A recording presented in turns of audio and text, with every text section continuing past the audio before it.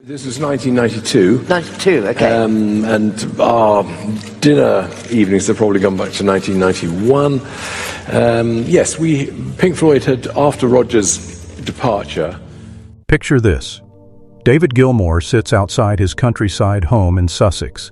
The grass is wet from the morning rain, the air smells like earth, and the river nearby flows softly like a memory from another lifetime. Pink Floyd changed the world. They built universes inside sound. They turned emotion into architecture. They broke brains open and left listeners floating between reality and endless dream. But today, Gilmour does the unthinkable. He admits there were 6 bands he believes were greater than Pink Floyd, not because Pink Floyd failed, but because these bands shaped the world first. And the very first force that flashes back into his mind is the Jimi Hendrix Experience. Picture this. A cramped London club, 1967. The air is smoke and nerves.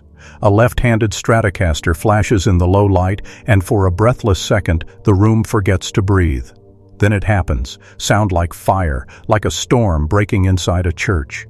Jimi Hendrix does not play the guitar so much as bend reality around it.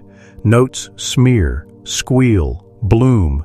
Feedback becomes language. Silence becomes tension you can touch. Gilmour stands in the back, stunned. It isn't technique that floors him, though the technique is terrifying, it's imagination. Hendrix makes the instrument speak in tongues. Gilmour watches as blues turns liquid and psychedelic, as tenderness and terror trade places in a single bar. He sees a new permission granted to all guitarists: dream bigger, risk uglier, feel deeper. And he also sees the cost. Hendrix lives fast, burns hot, and draws predators, users, dealers, hangers-on, like moths to a stadium floodlight. The schedule is brutal, the pressure inhuman. At 27, he is gone, and the news feels like a hole torn in the sky. But the imprint remains. Hendrix widens the road. Pink Floyd will later travel, proof that sound can be theater, ritual, and time travel at once. Gilmour Eves those shows changed. Braver with sustain, bolder with space, more ruthless about tone. If Pink Floyd would later build galaxies, Hendrix showed how to light the first star. And from that blaze, Gilmour's memory drops into raw earth and iron, the trio that weaponized the blues, Cream. Picture this, a rehearsal basement somewhere in London, 1966. Cement walls sweating moisture, wires tangled like snakes on the floor, amplifiers humming like angry engines. Cream walk in, not like a band, but like 3 men who each believe they are the center of the world. Extensive thing, and we were just sort of getting to the point where we might be starting to do another project, having had a little bit of time off. And Clapton with the guitar that bleeds confession. Jack Bruce with a voice that could both bless and curse. Ginger Baker with a temper that could start wars. Their chemistry wasn't peace. It was collision. It was ego versus ego versus ego until the room cracked. When Cream played the blues, they didn't honor tradition. They ripped it apart and rebuilt it as a weapon. Solos became fistfights. Every performance felt one argument away from total combustion. But that is what shook Gilmour. They proved that emotion isn't supposed to be clean. Music must bleed. He remembers hearing Cream live and feeling something physical shift inside him. Like the blues could become something monstrous, bigger than human emotion, heavier than the room could safely hold. He watched how 3 people could summon an army of sound, furious, unrestrained, unapologetic. Cream showed Gilmour that music could be dangerous and still be beautiful. And from their violent beauty, Gilmour's thoughts drift toward the band that changed not just music, but humanity itself. The Beatles. Picture this, England before the storm, before the madness, before the global obsession. Then 4 young men from Liverpool rise up like a tidal wave no government, no system, no country could contain. Gilmour remembers being young when the Beatles detonated across Britain like an atomic cultural blast. Radio stations couldn't keep up. Crowds weren't cheering, they were screaming like their souls were being ripped out of them. The Beatles didn't just make songs, they changed how human beings processed reality. They made melody feel like revelation. They made youth feel like destiny. They made the old world crumble. And in the middle of the fame, there was pressure no one had ever seen before. Lennon and McCartney pushing against each other creatively like two planets in collision, business monsters circling them like sharks, fans treating them like gods, the world trying to own them, consume them, define them. Fame became a cage disguised as worship, but still, they evolved faster than anyone could comprehend. They proved that music could be poetry, philosophy, rebellion, spirituality, all at once. Without the Beatles, Pink Floyd never would have been allowed to experiment the way they did. The Beatles broke the prison walls first. And when their era reshaped reality itself, the next eruption arrived like thunder forged from ancient myth: Led Zeppelin. Picture this, the 70s rising like a steel monster across the world, stadiums growing bigger, audiences becoming armies. This was not club culture anymore. This was empire-level domination. And Led Zeppelin entered that era like ancient gods returning to reclaim the earth they believed once belonged to them. Gilmour remembers watching their ascent with equal parts awe and disbelief. Page with riffs carved out of thunder, Plant with a voice that could shatter stained glass. Bonham, destroyer of drums, who didn't just play rhythm, he invented its violence. Jones quietly constructing the architecture underneath it all, like an alchemist working in shadow. Zeppelin did not perform songs. They summoned storms.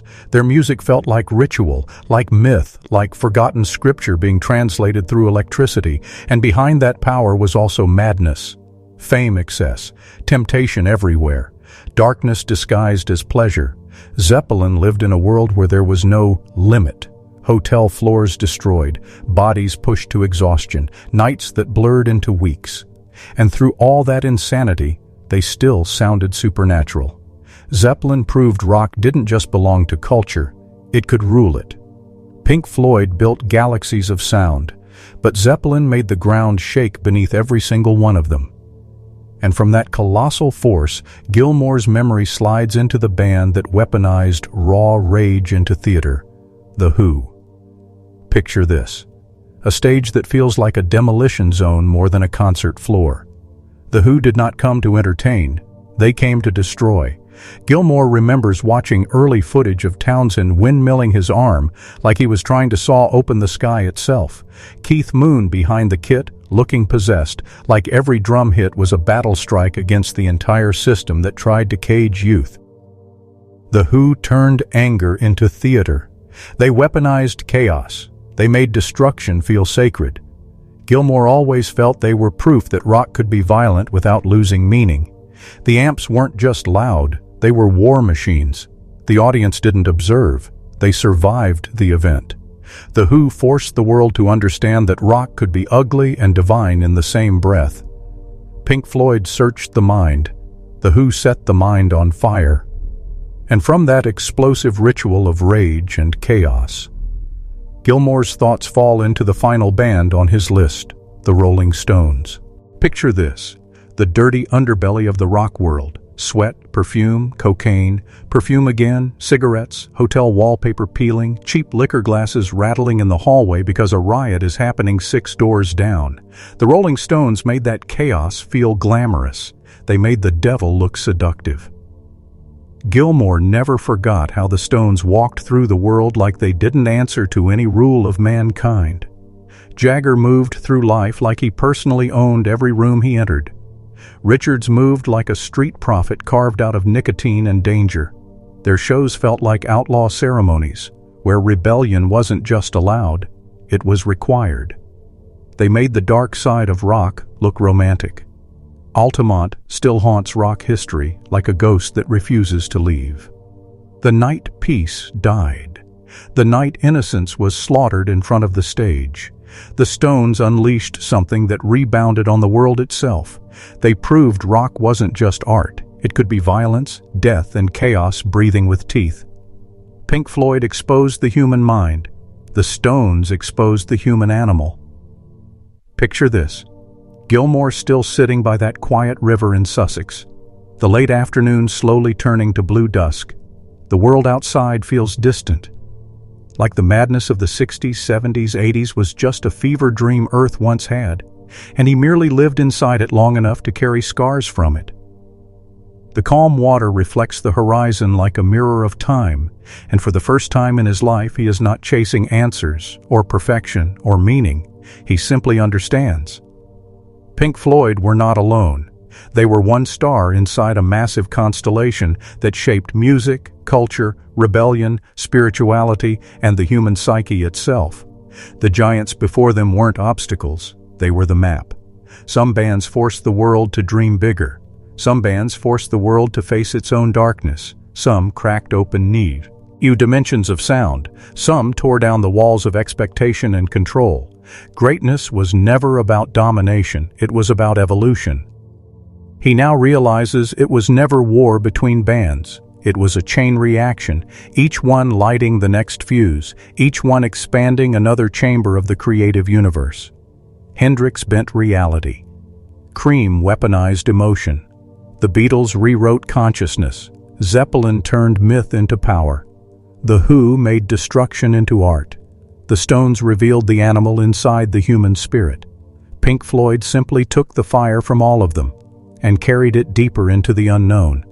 The river flows quietly before him, like time itself still moving forward. Gilmour finally smiles, because he knows eternity is not measured by charts, sales, fame, or trophies. It is measured by how deeply your echo travels. And these 6 bands, their echoes never stopped. They still travel, they still shape, they still live. Pink Floyd was part of something bigger than history. They helped build the endless,